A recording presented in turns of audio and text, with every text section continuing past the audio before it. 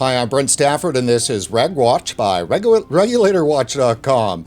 At any moment, the Trump administration is expected to announce new policy intended to clear the market of flavored nicotine vaping products in an effort to stem the so-called epidemic in youth vaping. Many observers say the Trump ban could have a devastating impact on adult access and choice of flavored vaping products which they insist have proven essential in helping millions of smokers to quit. What are the 20 things you should know about the U.S. flavor ban? Well, Clive Bates, international tobacco control expert, is here to join us. Clive, thanks a lot for coming back on RegWatch. Hi, Brent. It's a pleasure, always. Oh, and for us too as well. For some of our viewers who may not be familiar with who you are, let's take a moment and fill them in. Okay, so I first got interested in this issue in 1997 when I started as the Director of Action on Smoking and Health in the United Kingdom, which is the main anti-smoking, anti-tobacco organization in the UK. Since then, I've been a senior civil servant and I've run my own consultancy, but I have never, ever stopped thinking from the very beginning that we should be able to make a lot of progress in this area using the concept known as harm reduction, which is substituting much lower risk products for high risk products. And that goes right back to the late 90s when we were having battles over smokeless tobacco and snus. Yeah, so basically you come from the land of where there's actual rational thinking going on with regard to... I'm pretty proud, to be honest, of the way the UK and especially England is handling this. They are taking the perspective that you should take on this, which is how do you do as much as you possibly can to reduce as much harm as you possibly can, and that, to be honest, means doing everything you can to persuade adults to stop smoking in a way that they find acceptable. And the great kind of miracle with vaping and other non-combustible tobacco products is that is a way to get them to stop smoking in a way that they find acceptable and even pleasurable in some cases. So it's a really good strategy. It works by going with the grain of what people want and without beating them with big sticks like taxation or regulation or stigmatizing them, marginalizing them or whatever. And it works without a particularly large amount of public sector involvement. It's a transaction that goes on between willing consumers and willing producers, and it has a happy result. People stop smoking on their own initiative and at their own expense to improve their own health. What's not to like? It should be a universally popular idea. And it's hard for a lot of us who share that thinking with you, but are from North America, which is supposed to be a lot more land of the free, to watch our own government have such a heavy hand here. I mean, can you think of anything else? And I don't think alcohol is really a good example from Prohibition in the 20s because it's demonstrated and always has been that alcohol kills. I mean, it certainly does. And it has demonstrated harms for the people that are around somebody who uses alcohol. But that's never been the case with vaping. So here we have the only example of a product that I can think of ever that's possibly going to get yanked off the market for some political reasons, essentially for the precautionary principle. Yeah, I think it's hard to find any parallels to this. It's easy to find zealous over-regulation, but over-regulation and prohibition of things that actually look as though they're working in the public interest, that is particularly hard to find. I hate the application or the attribution of the precautionary principle, Brent, I'm afraid, because I think it dignifies something. It sounds like a sort of credible idea. We should apply the precautionary principle because it's responsible and sensible. That's not what they're doing here. The language of the precautionary principle is a cover here because they're doing something that is in theory, precautionary, but actually creates a lot of harm. The danger is you take this precautionary risk averse action and you just end up with more smoking. you end up with people who are more unhappy and more likely to smoke. So, there isn't a situation where you can just say, well, we're doing this to be careful, but there are no downsides. In being careful, in being cautious, in being risk averse, they are going to increase the risks, and the risks are manifold. Some people will go back to smoking. Other people will access black markets, and we've already seen with the THC vaping thing, and I saw your interview with Mike Siegel, we've already seen, that black markets themselves create risks, adulterated supply chain. We'll see people mixing their own, and there are some very capable mixers, don't get me wrong, a lot of vapors know what they're doing, but also it's going to be amateur night out there. People will be buying stuff from the shelves in supermarkets, mixing it up in their sink, and then vaping it. Who knows whether they're going to get those recipes right or what. We'll also see, one of the problems with black markets is that they are completely indiscriminate about age, and they're also about what they sell you. So some dodgy guy who's selling you black market vapes will also sell you black market THC vapes, to black market meth vapes. They'll sell you opioids, they'll sell you meth, they'll sell you crack, they'll sell you anything. So, you're suddenly exposing young people to a whole different supply chain, and that supply chain has a lot of bad stuff in it. So, yeah. Well, it's one thing about that. Dignify this as precautionary is just, it's completely wrong. It's really, really risky. Sorry, and I walked all over the end of your soundbite there, and I do apologize for that.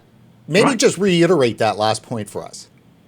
Just the precautionary principle. Look, to call this precautionary is to dignify it. In fact, what they're doing is opening up a whole series of other risks, which are in fact worse risks than vaping, which are to do with the black market, they're to do with going back to smoking, they're to do with alternative risk behaviors, they're to do with all the accommodations that happen when you prohibit something and the supply chain readjusts around the prohibition. It is not a sensible thing to do, even within its own internal logic. So let's borrow, because opponents to vaping, hang their hat on Jean-Jacques Rousseau. And I won't get too much farther into that, but dig deep into Rousseauian logic and you'll find the progressive anti-vapor staring right back at you. But Rousseau, in the opening of one of his discourses, he said, "Oh, great, gentlemen, let's first set facts aside, and now let's have a conversation." And that seems to be exactly what everybody on the anti-vaping side seems to do. When they approach this issue, the first thing they do is they set the facts aside. Look, for me, I've worked in public health for a long time. This has been an incredibly dispiriting and, frankly, eye-opening experience. So if you're an organization, like the American Lung Association, Campaign for Tobacco-Free Kids, you're the Surgeon General, you come to this debate with an enormous endowment of trust. So people listen to you because of who you are. Okay, they'll say it's the Surgeon General, that's American Lung, that's Cancer Heart. We will listen to them because they are the people that are the foundations of public health in our country. The trouble is, those people no longer deserve that trust. They have been pursuing an ideological approach to this, and they have become completely unmoored from the facts. They are saying the most extreme and absurd things. And, they're implying that smoking and vaping are just as dangerous. They're making up evidence that says that there are gateway effects, that the kids' brains are going to be fried by nicotine and all that. None of this has any bearing on the actual truth. These are propaganda lines. And I think the trouble is, if you come with a big endowment of trust, you have staff and you have financial resources, you have an ideological direction that you're trying to take, and you are prepared to lie or at least be negligent with the truth, then frankly, you can get a lot done. And there's not much that the rest of us can do about it. If that's the way you want to play the game, frankly, you're going to win. The question is, why do you want to play the game like that? Why do you see this as a worthwhile thing to achieve? Because it isn't a worthwhile thing to achieve. And I think they have completely overstepped the mark. They have become reckless in the way that they are dealing with the truth. And I mean, I do a little, for a group of friends, a review of all the science that comes out every week.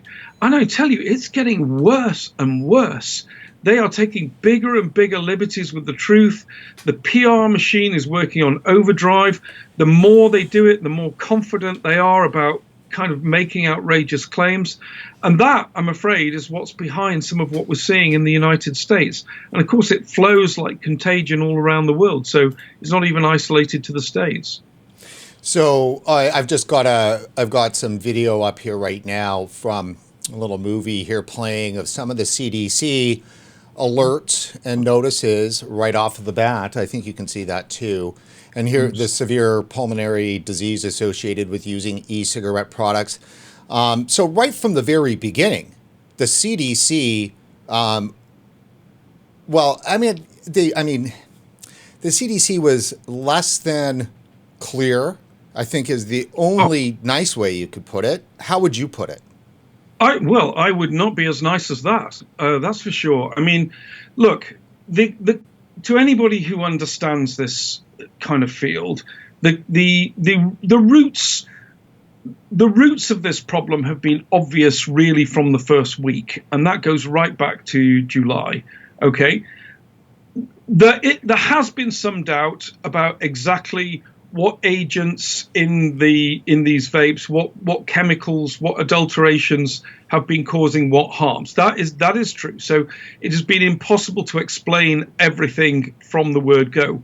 But what has been clear is that the vaping-related lung injury problem has been due to contaminated, adulterated, black market, cannabinoid or other drugs supply chain. Okay, it is nothing whatever to do with the commercially available vapes that you buy at a vape shop or in a convenience store or gas station. It is nothing to do with that. And CDC, frankly, if they'd been playing a straight bat, they could have ruled that out really early on. And if there had been a single incident that had been tied to something like a Juul or an Enjoy or one of the main sort of vaping brands, you can bet it would have been all over the media. We'd have heard nothing else about it. So what there was a very, very obvious connection with adulterated THC vapes supplied through the black market on the street. But CDC managed to keep doubt, fear, and confusion alive by saying we don't really know what's causing it and advising people not to use any vape, even if using them as an alternative to smoking. To me, that was absolutely despicable, reprehensible, unethical. Hopefully one day it'll be found illegal. And to be honest, the people responsible for it need to be held to account. Because in my view, people will have died as a result of that. Two reasons. First of all, because they weren't specific about the THC risk and the adulterated THC black market supply chain. And secondly, because they will have encouraged people to stop vaping and go back to smoking, both of which have lethal consequences. And somebody at CDC, somebody at FDA, to a slightly lesser extent, needs to be held accountable for that, because that is actual harm. That is an actual tort. And they did it deliberately. I am willing to say that they did it deliberately because they wanted to keep confusion and fear alive about vaping in general. So this was the pretext that they had been searching for to basically go for the jugular on nicotine vaping. Yeah, totally. And it's worked. You know, they have created confusion across the United States, now worldwide. People are confused. They think that, you know, vaping causes these lung injuries. But if you just buy a normal nicotine vape from a vape shop or a convenience store, there is literally no chance of this. And the idea that that you would have seen, this outbreak was confined to the United States to a specific time, and yet around the world you've got about 50 million people over the last 10 years using commercial nicotine vapes. Okay, so by definition that there was something specific about this outbreak that was confined to the United States and was something to do with what's happening now. Okay. Otherwise, we'd have seen it elsewhere and we'd have seen it before. And that alone should have allowed you to rule out that general normal commercial vaping was a cause of this. The idea that there would be two separate, completely independent causes happening at once, something going on in the THC black market supply chain and something also going on in the commercial, legal, legitimate FDA regulated supply chain is completely absurd. That kind of coincidence just never happens. So the problem was that CDC and FDA never did what they should have done, which was rule out as a cause general nicotine vaping and given reassurance to people who were using vaping as an alternative to smoking that they should continue, which is exactly what Public Health England have done. Their advice has been to carry on vaping if you're vaping as an alternative to smoking, and then focus their risk communication on the THC vapes, which are the actual problem and are the actual risk. And in generalizing the risk to everybody, they've harmed both groups. They've made it more likely that ordinary vapors will smoke, and they've made it less likely that people using THC will avoid the black market. When you're captured by ideology, when you are the administrative state and you're captured by ideology, the decisions you make are going to be horrible. There's just no doubt in that. Because, if they do what they're planning on doing, as you said, with nicotine, it's going to create a black market. It's unbelievable, which then just pushes people right into the same sources where the tainted THC cartridges are coming from.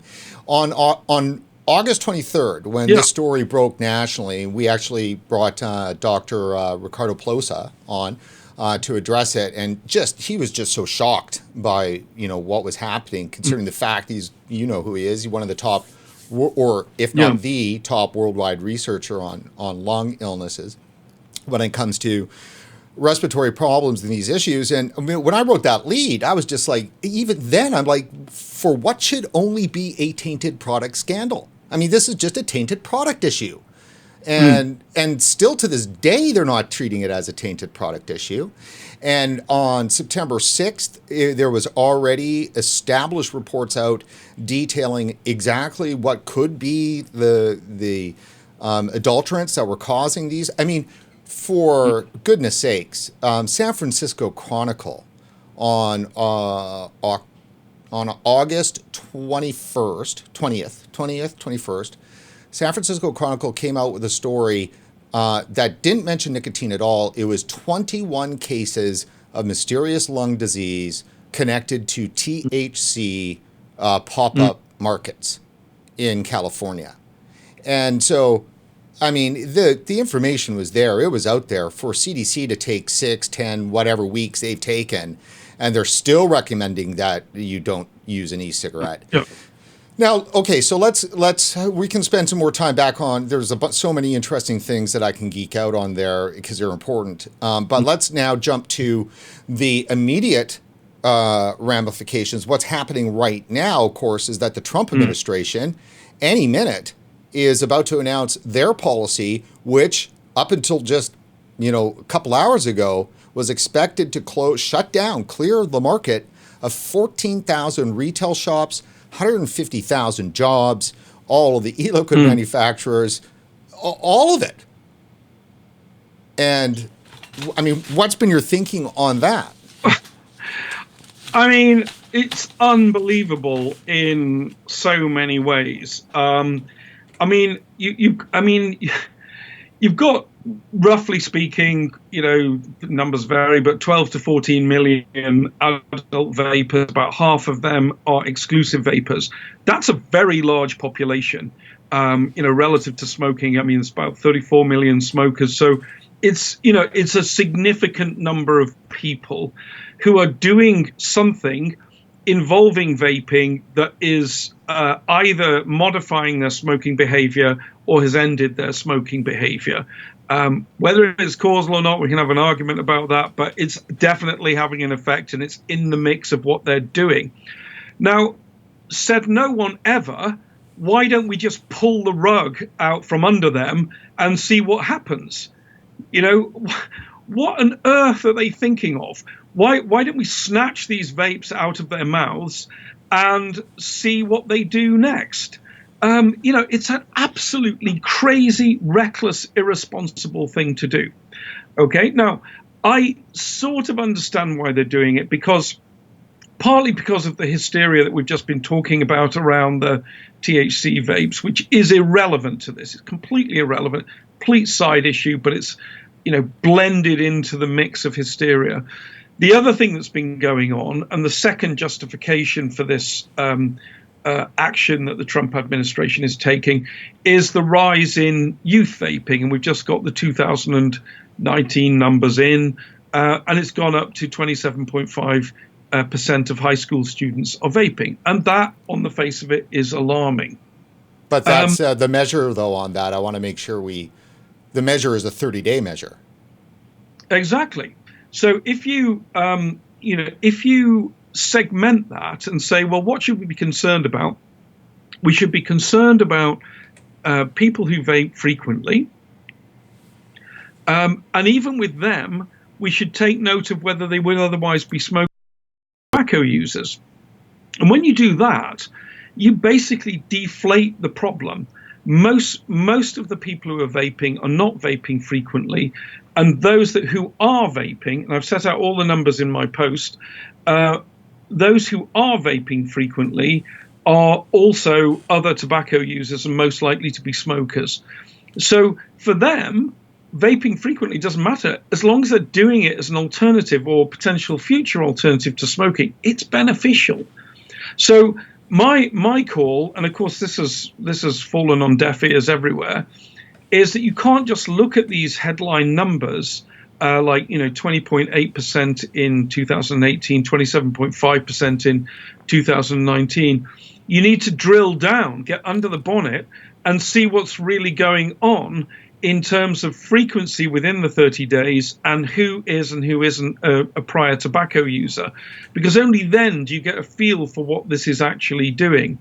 And it turns out that among the frequent users, only a tiny proportion are people who've never used tobacco before. Less than 10% of the people who are frequent users are never tobacco users. So I'm not saying you shouldn't worry about it, but at the headline, you should have a more nuanced view of it, and you should understand what's going on under the covers. And if you did that, you would be much less worried about this. Then the second part of the argument is it place this in the context of all the other risks that are afflicting young people. I mean, vaping, I'm sorry, Scott Gottlieb, I'm sorry, Mitch Zeller, I'm sorry, President Trump, but just vaping just isn't that harmful. When you compare it to the kids that are, using opioids, using meth, using cannabis, abusing alcohol, texting while they're driving, drinking while they're driving, getting pregnant as teenagers, carrying weapons, experiencing violence, being in gangs, suffering mental health problems, suicide ideation, suicide attempts, and so on. You can see there are many bigger issues in young people's lives than vaping. And for some reason, the whole of the United States and North America seems to have gone crazy on one particular dimension of young people's lives, when, frankly, there is so much more going on and so much more worrying to get engaged in if you really cared about young people. If you really cared about young people, and I'm afraid I don't think they do. I think the people who are pushing this agenda treat young people as almost like child soldiers. they're people who can help them with their broader campaign. Right. I don't Well, think they really care. it's Sparta. Remember, they're trying to create Sparta. I don't. It's Yeah. just they look when you live in a world where a huge mass chunk of the people believe that experts are the ones that should rule the world, and only they should make the decisions. This is the kind of stuff that can happen. Rome is burning. You've got California can't keep its lights on. Yeah. The state is literally burning to the ground. They've got the infrastructure is made for 20 million people. There's 40 million that live there. You've got, I mean, they're decriminalizing theft and assault and all of this other kinds of stuff. So while Rome is burning, right, they're off fiddling around with, vaping and e-cigarettes. I agree with you. I don't think these things are unconnected, because I feel that a lot of the politicians who are engaged in this basically feel powerless to do much about the things that really matter. So if you're in Congress and you want to do something about healthcare, you're basically disempowered. There's very little you can do. But you can do something about this. So it's a sort of free ride for virtue signaling, displaying your potency as a politician. You can get up and do something and be seen to be, strong and standing up for the kids. Whereas you can't really do anything about bringing jobs back to Pittsburgh. You can't really do anything about healthcare reform. You can't. You can't deal with many of the environmental problems that people are facing. You can't even make the water run clean in Flint, Michigan. You can't do the most basic things. So here you've got something you can do something about. So everybody's rushing in and showing, yes, look at me, I'm a potent politician, and it's quite disgusting to watch, because I think they're just ignoring. And I think we should come back to the sort of Trump politics in this. They're just ignoring the large adult, kind of not particularly well off, not particularly, they don't have a particularly strong voice. They're just sort of ordinary people going about their ordinary business, and they are just dumping on them big time. And, one of the things I think is interesting about Trump and the Trump team is people sometimes credit him as being, a kind of savant when it comes to understanding his base and having the right sort of political instincts, that he just magically connects with, coal miners or auto workers or, the MAGA crowd or whatever. Whatever you think about Trump, he does seem to have had some sort of connection with that base. But this, he just seems to, and his team seem to have got totally wrong. I don't think they understand the strength of feeling about vaping. I don't think they understand the demographic who is interested in vaping and values it so highly. And I don't think they understand that it is a swing vote issue. It's not just, I like vaping, but yeah, whatever, I'll vote for Trump.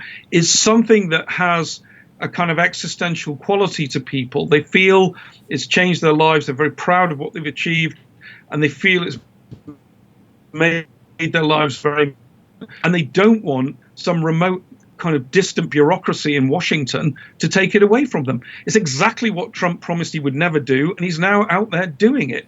So who knows? I mean, I don't know. I'm amazed that the White House has been so, and Trump's team have been so naive about this.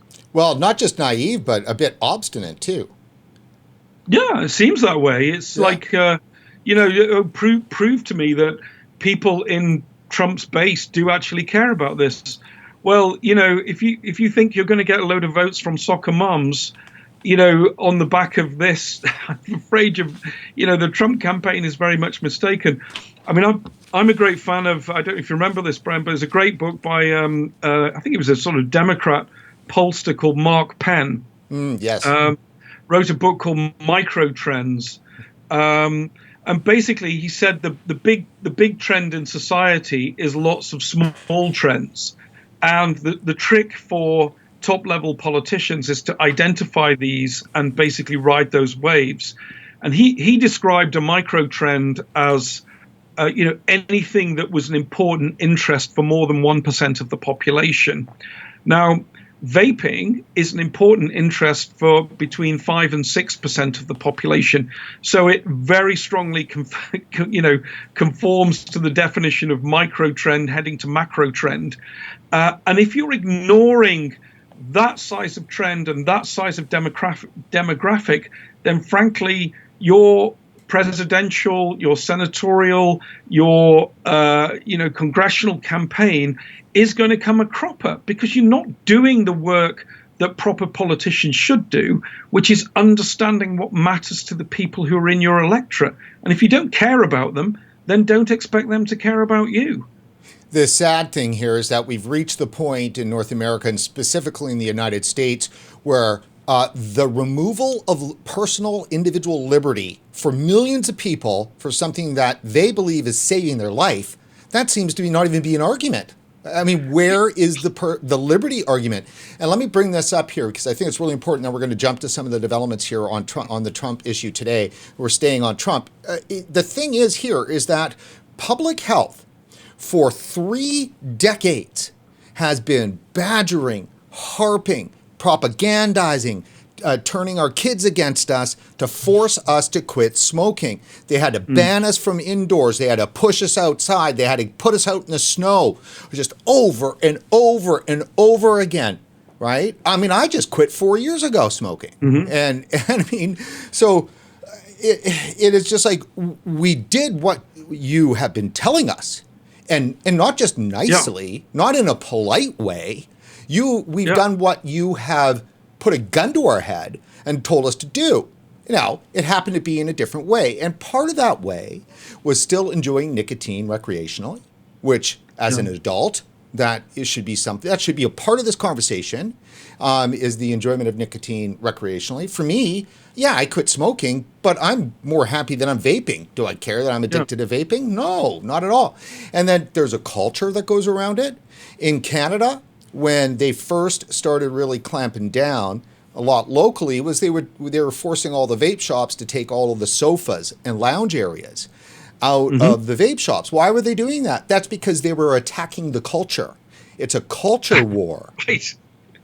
It's amazing. I mean, to be honest, Brent, your story is very typical of many that I hear. If you're in public health, those stories should be gold. You should be like waking up every day thinking, oh man, that is what I go to work for. I want to hear those stories. That is an elegant technological solution to one of the worst problems we've been wrestling with in public health for decades. Okay, the people like it. They're funding it themselves. They're taking their own initiative. They're happy. Their lives feel better. Their health is definitely better. Their immediate well-being is better. They don't feel stigmatized. That should be the public health win. And to me, it is. I mean, every time I hear a vapor's story, I just think that is fantastic. That is what, this is all about. But for some reason, the people who are involved in this, and it's a relatively small number of people in the leadership, incidentally. I think if, maybe half a dozen, everyone else is mainly a follower and they would follow. So the problem population is a relatively small population of people who have grown up in tobacco wars. They've grown up fighting the industry, fighting smoking, fighting smokers, ever more coercive regulation, more taxes, more bans, more stigma, more warnings, more goriness, blah, blah, blah. That's what their toolkit is, and that's what they know.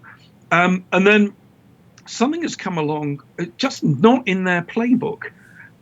This is something that is done by all the things that they despise. So it's an empowered consumer interacting with a business in a relatively lightly regulated market. That is not how they do business.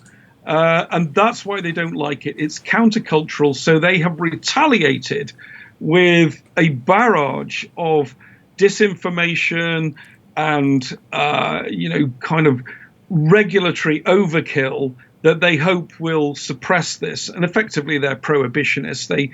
They are trying to use, regulation, taxation, and disinformation to kill these products off. And to be honest, they're doing pretty well. Yeah.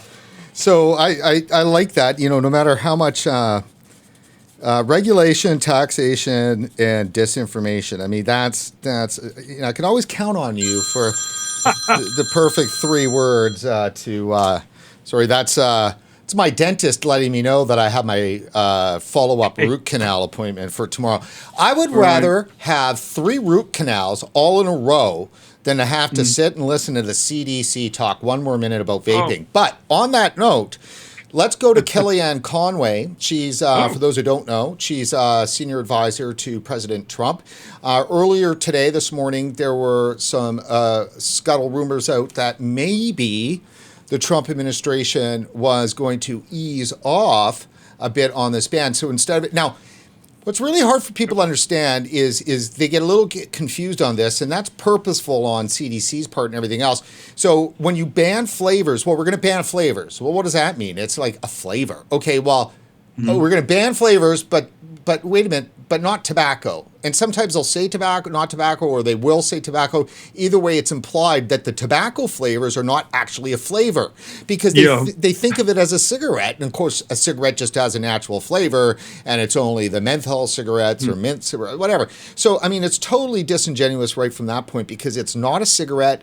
A vape does not have a natural tobacco flavor because the nature of it. So tobacco, you have to make it tobacco. So when they say we're banning all flavors and then it's implied not tobacco, that's crazy. Yeah. So, and then the next move forward, because they want to take away vaping from everybody, period, is that then they moved it to, well, also mint and menthol's bad. And then, of course, they went out specifically to get that kind of data.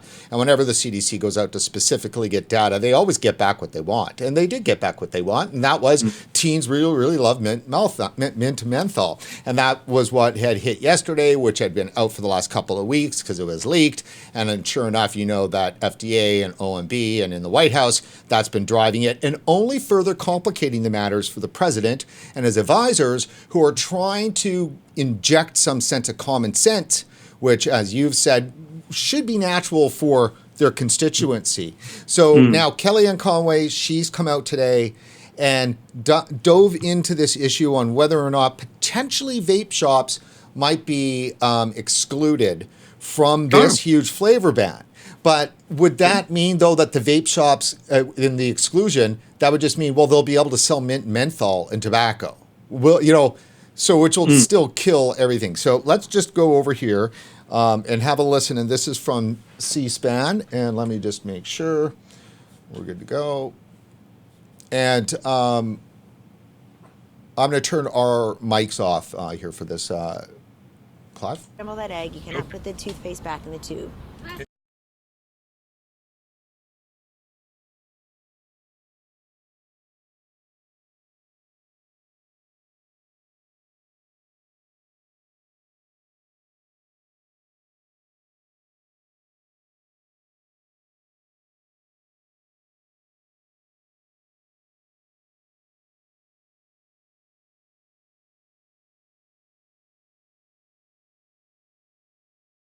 With his team, and he or the HHS will make it. Actually, Clive, our mics are going to be hot. That's how this audio is getting through.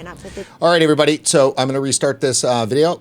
Scramble that egg. You cannot put the toothpaste back in the tube. Can you say when the president has made a decision on vaping? I'll get back to that. The timeline that you'll make. So I think we should all stop using vaping and e-cigarettes interchangeably. They are different. E-cigarettes are exactly that. They're cigarettes. They are under the Tobacco Control Act. So HHS and FDA have jurisdiction over cigarettes and e-cigarettes under the Tobacco Control Act. They do not have jurisdiction over vaping and vape shops, for example. So if we're talking about e-cigarettes, the president, yes, he's been discussing this with his team, and he or the HHS will make an announcement soon. I think nothing has changed. In fact, what got worse is the JAMA data came out yesterday. You can go look at it for yourself. It's very alarming. And the way I read the JAMA data is we have now 5 million kids who have admitted, who are self-reported to be using e-cigarettes. And this is a burgeoning health crisis. The difference is between kids and adults. And I think the JAMA data also made clear that kids report they use mint and other flavors like mango bubblegum, tutti frutti, unicorn milk, pretty remarkable, and that they don't care for menthol, which of course many smokers, I'm not one, say tastes like tobacco. So he'll be making an announcement. The announcement will be made very soon. I think the only thing that's really changed from the First Lady's original tweet on September 9th is that the data are much more harrowing and concerning than we would have suspected. But the demarcation is really kids and adults. And we're very focused on a burgeoning healthcare crisis among kids. Look, we inherited the drug crisis from the last administration who completely ignored it. According to the Washington Post, the fentanyl failure is laid at their feet. We're not going to preside over another burgeoning health crisis like this when we see the data. So if the demarcation is kids and adults, is it fair to assume the demarcation is tobacco and menthol on one side? It's not fair to assume anything, including, it's not fair to assume that. It's not fair to assume that unelected people know whether aid is being held up. It's not fair to assume that anybody cares how people vote in the privacy of the ballot box and how that affects their testimony. No, I think it's not fair to assume. We'll let HHS, FDA, and indeed the president make the announcement. It does sound like there's been an initial shift from when Alex Azar spoke to us out here and what you just laid out as it relates to menthol. We're data driven, and remember, FDA has to put out final guidance. And as you know, companies have the responsibility and the right to apply to have their products on market, so they can continue to do that. I mean, I went to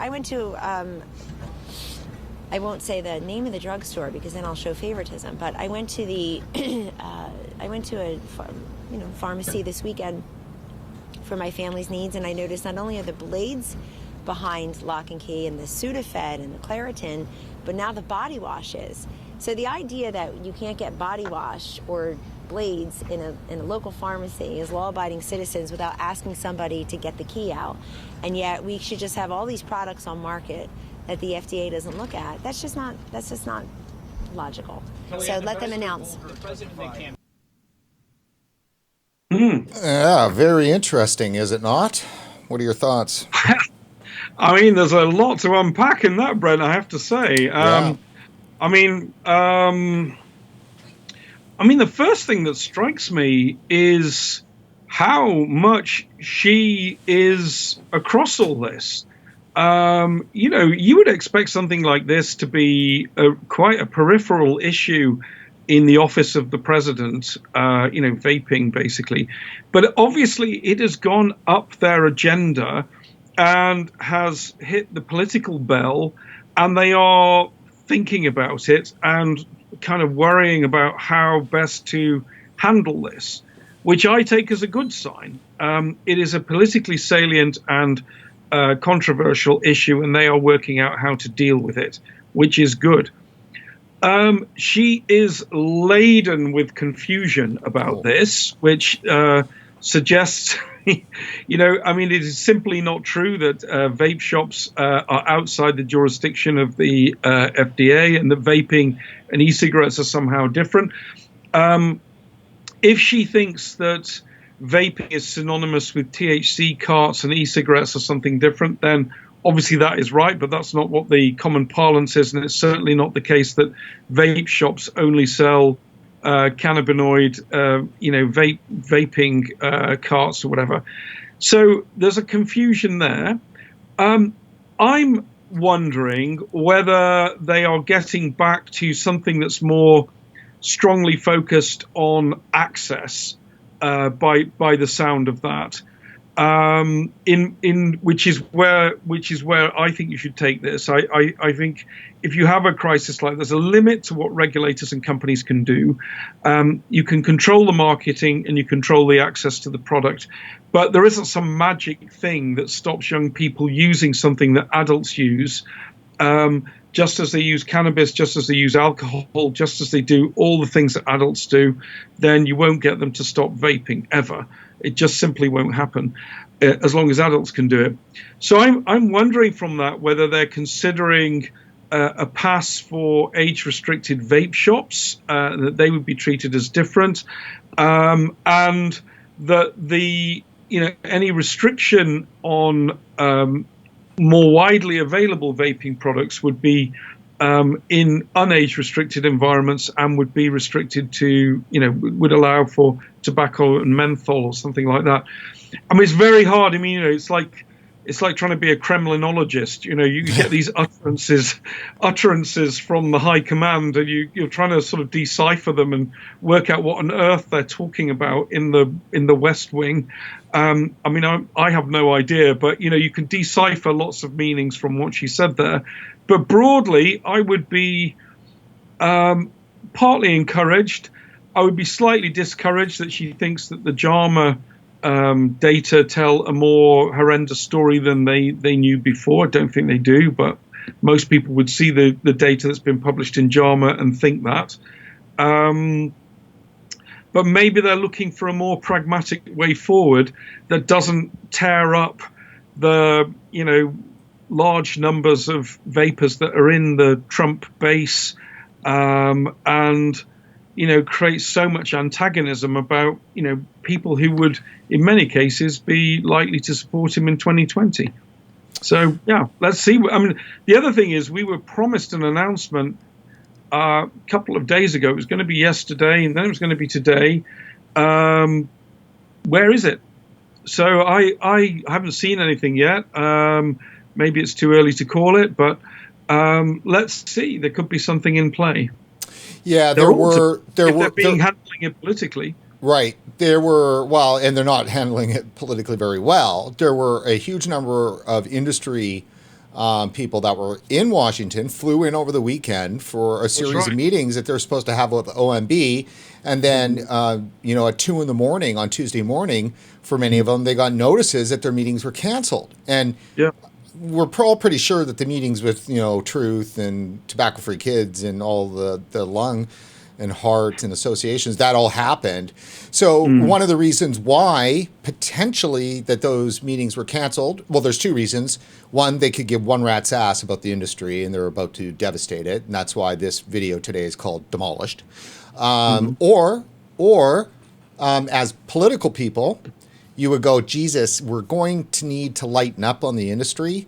And it's better that we don't take these meetings with the industry people and then lighten up. Right. So there is that potential. It's very hard to read the signals that are coming from this. If they've completed, the most negative theory is they completed the review. They gave a big warm hug to the anti-vaping, health organizations.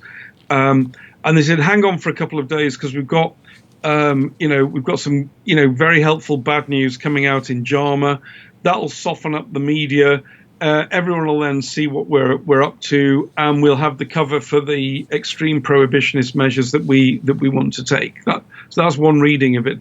The other is that they have lost their confidence and their mojo in the way that they've done this. The campaigning that have been done by some, sort of excellent people in the United States on bringing the politics of this home and bringing the base into the face of the White House. Maybe that is starting to take its toll, and they're thinking, hang on a minute, we are trying to win an election. Why are we pissing off, potentially, millions of people in our base?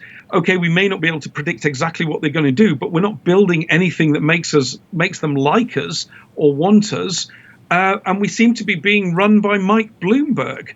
And what kind of a state have we got ourselves into as, a Republican presidency if we're doing what Mike Bloomberg and Matt Myers tell us to do?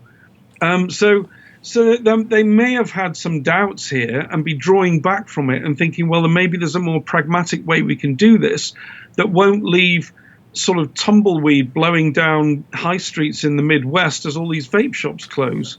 So on that point, let me toss this out and then get your feedback on it. What's clearly happened here in my mind, in our analysis at RegWatch, and after 4 years of covering this, this industry, is that the lung scare, this pretext, and then the complete total lying that was done on it was designed and is designed to destroy the virtue of vaping. Vaping had a virtue, and that virtue was it's 95% safer. Vaping saves lives. Vaping helped me quit smoking. And that while there were still always problems, with getting that through to the total general public around any one particular vapor was an ecosphere, 50, 100 people, something like that all, were in touch with and had experience with that and were open, if not sold on that. And so what's happened is that they've they've destroyed the virtue of vaping narrative for the large part, and they've shifted the risk profile of vaping from 95% safer, or vaping can save your life, over to lethal product in with tobacco. Yeah. And that does two things. One, if ever down the road there's a vaping industry left after the progressives are done with it, it will be with big tobacco. And they're happy to work with big tobacco because they've got big tobacco under their thumb. Second of all, if the PMTA process is to have gone through in 6 months like it's intended, well, that would be the destruction of 14,000 retailers, 150,000 jobs. Yeah. It would be tumbleweed rolling through the streets. So part of the pretext of this death, right, is that it softens the blow. It makes those local communities go, well, yeah, but you were selling deadly products, so we really don't care much about the fact that you had to close. Yeah, I agree, Brent. I think there's like a pincer movement here. You're absolutely right. They've destroyed the virtue. So we were already in a situation where, most Americans didn't really believe that vaping was was less harmful, and certainly not much less harmful than smoking. And they were wrong before and they're wrong now. But we're now in a position where it's not only that it's as bad as smoking, because smoking basically kills you slowly. It'll take, the median smoker will lose 10 years of life between the age of 73 and 83. And that is very different that is very different to being hospitalized at age 25 with some kind of mortal asphyxiation, which just kills you in the prime of youth following, using some sort of contaminated vape product. So it's not only that it's as bad, there is a dread risk associated with this. And the dread is that acute death, out of a clear blue sky, you're healthy one day and you're that is very different to how smoking kills you. So I think they've destroyed the virtue. But on the other side of it, on the other side of the ledger, they've also created this idea that this is bringing in, this is hooking, millions of American youth. And they are then vulnerable to this pattern of addiction followed by kind of sudden death. So the whole narrative, the rise in youth vaping plus the instantaneous death problem, take that together, and you can see why the politics is running out of control towards all kinds of extreme prohibitions at municipal, state, and increasingly at federal level. And that now is people trying to argue against that. Corresponding with people who've been going to sort of town hall meetings trying to make the case. And they just feel totally overwhelmed by this, that ordinary people with an ordinary and correct, truthful experience, but when they've got, 7 people from the tobacco control world, they've got people from the body parts, non-profits, they've got public health officials from the local state department, boom, they cannot compete with that narrative that has now been established. These are lethal products. They're just as harmful or more harmful than cigarettes. And they're using nicotine to hook kids using flavors and marketing. And by the time people have said that, it's internally coherent. It sounds like a consistent, coherent argument. It just bears no relation to what's actually happening in reality. But it's very hard to argue against it if you're just a sort of an ordinary vapor or even a vape shop owner. and therefore a lot of people are having a really tough time. Yeah, you make a very good point, and I'd like to actually just shift as we're getting close to wrapping up here. I'd like to take a little geographic tour. I'd like to shift the conversation for a moment to Canada, and I know that you've had your eye on Canada too as well. What do you see happening there, and is it just the standard case of, you know, the U.S. catches Ebola and Canada picks it up 2 weeks later? I don't know. I desperately hope that Canadians will remain sufficiently level-headed and kind of sensible and distant from this. I mean, obviously there'll be some contagion. You know, there's been a rise in youth vaping in Canada, and that has triggered all sorts of panics in Health Canada. But what I'm hoping, and there are some good people in Health Canada that are objective about this, they're capable of seeing through the bullshit, and I hope that they do, because, you know, that you take these measures, you know, people take these measures and they call it precautionary principle, or call it, you know, getting tough with the menace of vaping or whatever. The problem is, the ultimate results of this is that more people smoke, more people access the black market, fewer people quit, fewer people switch. You know, there is a toll of death and disease that arises from this. It is not a costless thing that they're doing. So I hope in Canada that they will take a hard look at the unintended consequences of excessive regulation and bans. Exactly what they haven't done in the United States. I mean, you look around for any assessment of what they expect to happen as a result of this flavor ban. I mean, they're like regulatory literalists. They think if you ban something, then it stops, you know, and nothing in the whole history of human civilization backs that up. You know, if you stop alcohol, you know, if you have an alcohol prohibition, people brew their own, or they import it from somewhere, or they do something different. If you ban vaping flavors, people will add their own flavors. They'll buy it from overseas. They'll go to fast tech. They will, you know, people will smuggle it in. They'll make their own. There'll be a black market of, you know, people that will do it. All the legitimate supply chain will dry up, so you'll lose all complete control of that. You'll have an irregular, unregulated supply chain that will be supplying everything. And you haven't seen one word of examination or one piece of analysis from FDA that, you know, analyzes what will happen or justifies what will happen. They don't know whether, if you take vaping away from teenagers, whether more teenagers will smoke because some of them were vaping instead of smoking. They simply don't know that, and they don't even recognize it as a possibility. They have not even the slightest analytical framework for dealing with this, yet they're blundering in with a massive prohibition.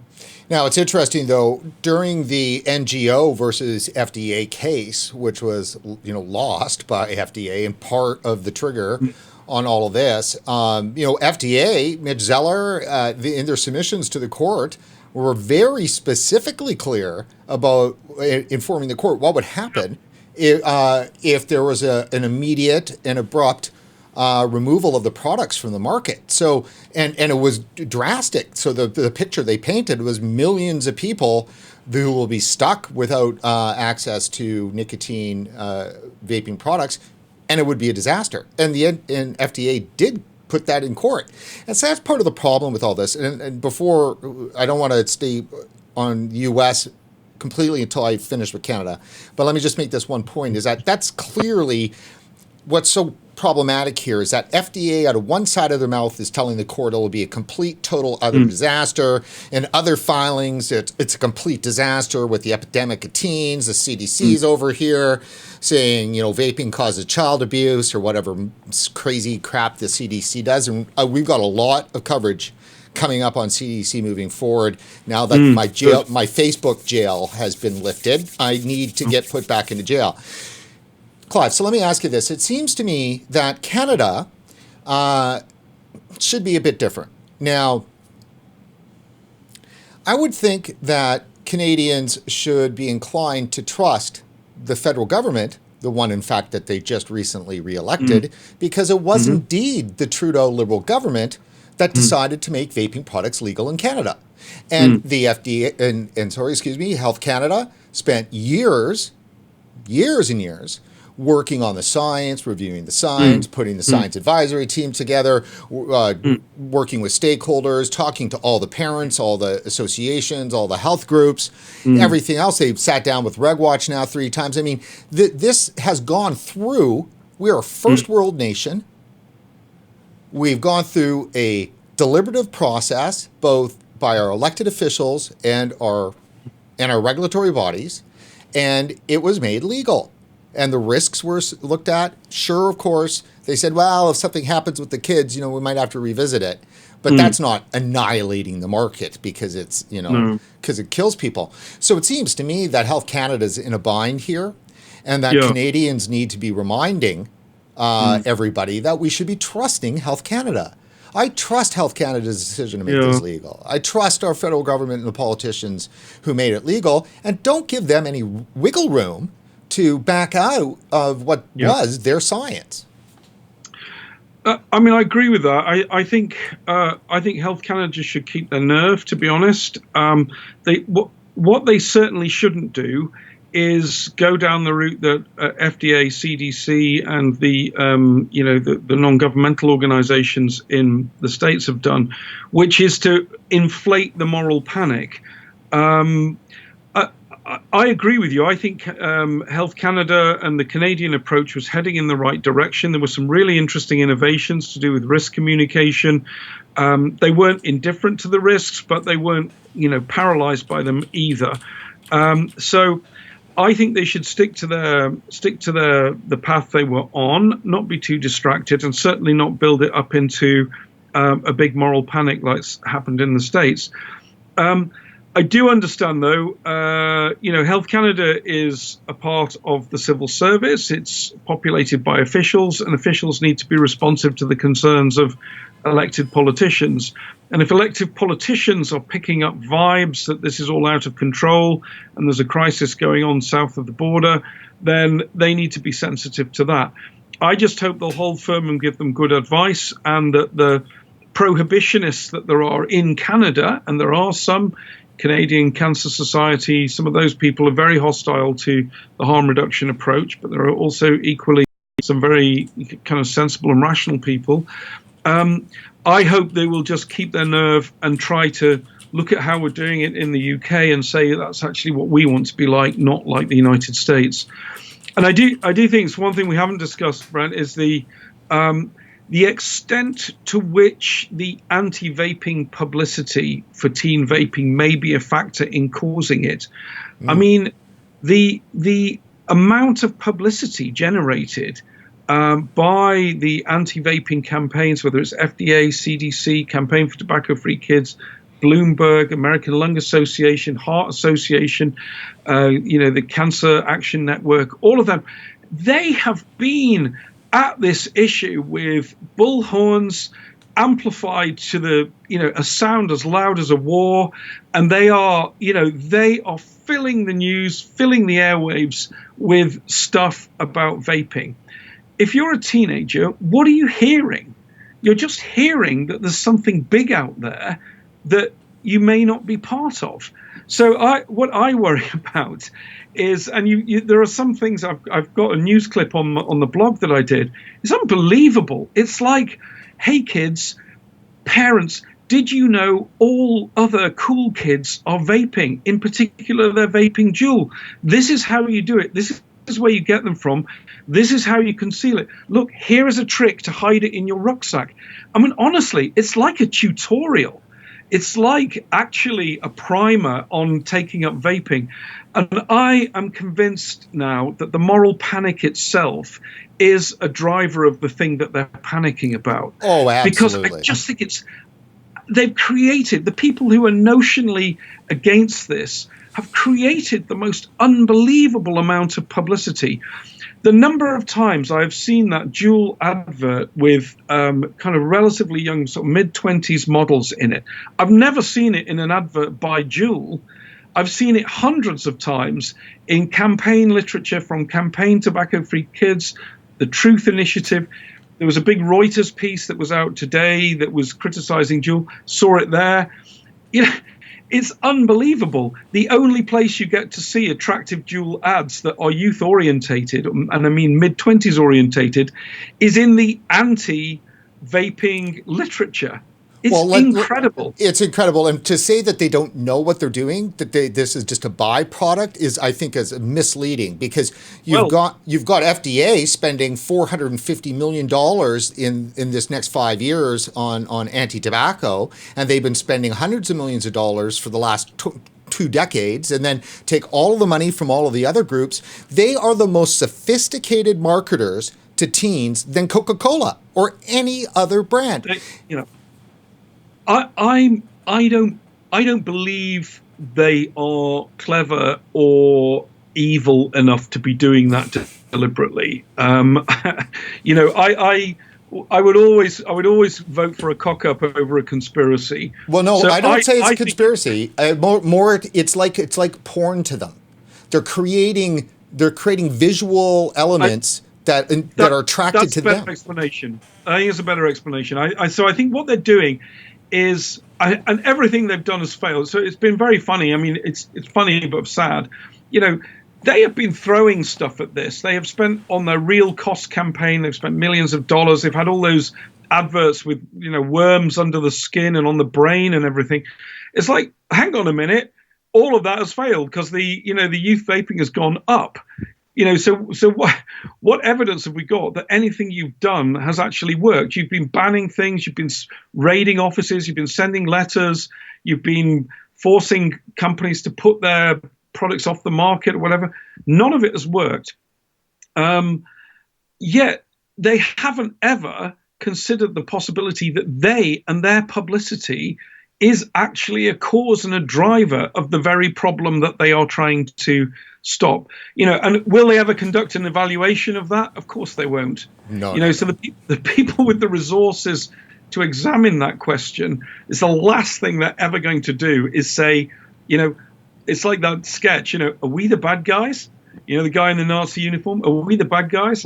It's like, yeah, you may well be. And, you know, in a way, maybe the more cynical elements are quite happy when vaping goes up amongst kids. You know, it'd be interesting to know whether at Campaign for Tobacco-Free Kids, they were all, oh, my God, you know, this is a disaster. More kids are vaping. Or, oh, more kids are vaping. You know, more power to us. So, you know, I don't think that they are always sad to see things that are bad happening in the vaping world. I think what they feel is that it increases their agency, increases their power, it improves their potency. It means that doors are open to them on the Hill. It means that they can get the, you know, First Lady engaged, as we saw in that clip. And that's what their business is all about, is being potent and doing stuff. Well, and I could not agree with you more. Before we finish up on our last note here, I would be remiss in not directing our viewers to our support site at support.regulatorwatch.com. And as you all know, we rely heavily on viewer support to help us bring you this content. And our supporters are well thanked because they are so awesome.